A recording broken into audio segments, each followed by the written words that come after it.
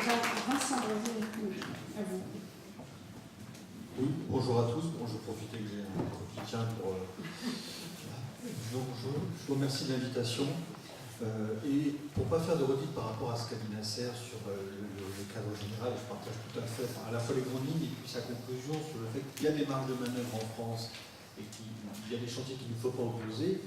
Je vais rapidement rappeler que la fiscalité, au fond, c'est deux grandes questions et trois objectifs, historiquement. Deux questions, si on a déjà ça en tête, et j'allais dire, on sait décrypter le discours dominant et on sait recevoir l'information ou la désinformation des médias. Deux grandes questions, la première, c'est combien d'argent il faut pour financer l'action publique. Et ensuite, qui paye, voilà, dans les agents économiques, les riches, les pauvres, les entreprises, les ménages, etc.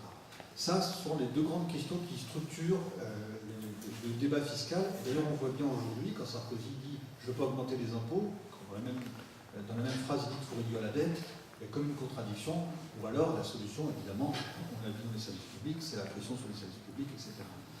Et sur qui paye, et de la même manière, Nasser l'a dit, eh bien, il y a eu des allègements de fait, et évidemment, ces allègements ont été compensés par l'augmentation d'autres impôts ou par la pression sur les dépenses publiques, donc sur les services publics, sur les salaires des fonctionnaires, les conditions de travail, etc.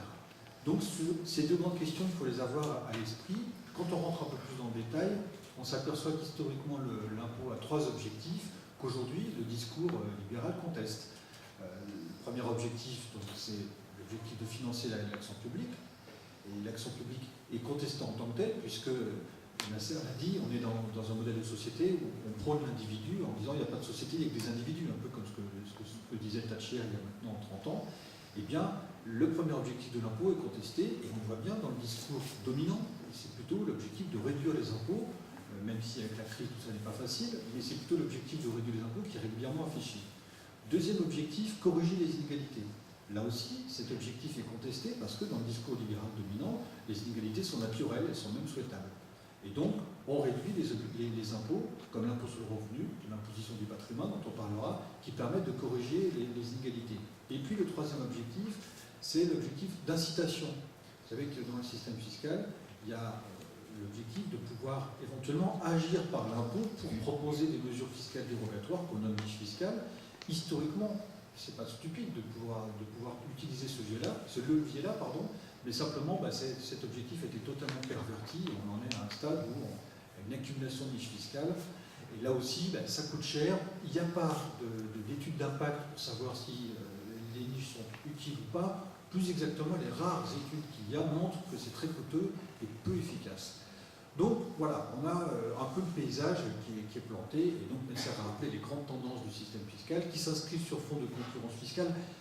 La concurrence fiscale qui là aussi sert beaucoup d'excuses, parce que de la même manière on dramatise la question de la dette et on dramatise la question de la concurrence fiscale en disant vous vous rendez compte, si chez nous on ne fait pas ça, toutes nos richesses vont aller ailleurs. Et évidemment, souvent, la concurrence fiscale, on fait un peu son marché, c'est-à-dire que le gouvernement va prendre ce qu'il arrange dans tel pays pour dire il faut faire ça parce que les autres ont ça, et puis on ne va surtout pas prendre ce qui existe dans d'autres pays parce que ça ne l'arrangerait pas. Un exemple, sur tout le débat sur la convergence franco-allemande, on entend beaucoup parler de l'ISF qu'il n'y a pas en Allemagne, et donc il n'en faut pas en France. On vous dit aussi au passage, rappelez-vous, il n'y a pas de bouclier fiscal en Allemagne, contrairement à ce que Nicolas Sarkozy a affirmé pendant un certain nombre d'années. Au passage, on n'est pas contre vérité près, mais ce qu'on n'entend pas, c'est que l'impôt sur le revenu en Allemagne est beaucoup plus élevé qu'en France. Type de comparaison, si on devait se mettre au niveau de l'impôt sur le revenu allemand, il faudrait presque doubler l'impôt sur le revenu français, en rapport à la richesse nationale. Voilà, au passage, quand même une des perversités du discours dominant, c'est toujours évidemment dans les comparaisons internationales de choisir ce qui va, mais en instrumentalisant la concurrence fiscale en disant si on ne fait pas ça, les richesses vont s'en aller. Et au fond, c'est bien l'objectif qui a été poursuivi depuis à coup sûr une dizaine d'années, c'est de dire il faut alléger l'impôt de ceux qui peuvent investir en France, en clair les riches et les grandes entreprises, et puis c'est un peu comme le théorème du chancelier Schmitt, vous savez, on va favoriser la création de profits, mais les profits d'aujourd'hui sont les investissements de demain et les emplois d'après-demain. Et puis quand on regarde le passé, on s'aperçoit que les profits d'aujourd'hui sont d'abord les profits d'aujourd'hui, il n'y a pas beaucoup d'investissements et d'emplois à la clé. Et ça s'est vu d'ailleurs, il y a eu une étude assez célèbre de Camille Landais qui montrait qu'entre 1998 et 2005, la distribution de dividendes a explosé de 255%, mais l'investissement a reculé de 23%. Voilà, chiffre à l'appui, le théorème de Schmitt ne tient pas, et tout ce que le discours libéral avance ne tient pas. Voilà, les profits d'aujourd'hui sont les profits d'aujourd'hui, et il contribue même à accélérer la pression sur les conditions de travail, sur les salaires, etc., sous couvert d'un discours concurrence, compétitivité, attractivité, et j'en passe. Alors, je ne vais pas balayer là, parce que ça a été fait, les principaux arguments des néolibéraux, c'est simplement se dire que ce que finance l'impôt est utile sur le plan de la cohésion sociale, mais aussi sur le plan de l'attractivité économique. Pourquoi on est toujours en France une des premières terres d'accueil des investissements directs étrangers? C'est aussi parce qu'il y a ce qu'on appelle des facteurs publics, le système éducatif, on est dans une école, ça tombe bien, le réseau d'infrastructures en matière de transport notamment, tout ça contribue au développement de l'activité économique. Donc malheureusement, on ne l'entend pas assez parce que s'il n'y avait pas d'impôt, il faudrait quand même financer le système éducatif et puis tout ce que finance l'impôt, et ça aurait un coût.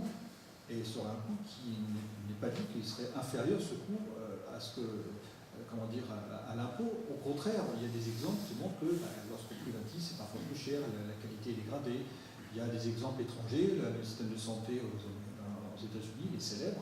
Enfin, c'est 1,5 fois le coût du système français, alors que le système français est public et le système américain est plutôt privé. Voilà. On pourrait décliner à l'envi tous les exemples pour montrer que ce n'est pas parce qu'on... plus exactement, il faut montrer ce qu'il y a derrière l'impôt, ce que ça finance, parce qu'en contrepartie, eh bien, il y a des choses qui, sur le plan de la cohésion sociale et de l'attractivité, il faut utiliser y compris ce mot-là, sont utiles. Une fois qu'on a dit ça, il faut faire face maintenant aux enjeux de la période. Et moi, je vais cibler le propos un peu sur les grands chantiers du moment. Je vais commencer par la fiscalité locale, parce que ma sœur en a parlé, c'est un chantier très important, et c'est les impôts locaux, vous l'avez tous sans doute vu, ont augmenté, pas parce que les élus locaux sont des irresponsables qui ne savent pas gérer les recettes et les dépenses publiques, mais tout simplement parce qu'il y a eu un certain nombre de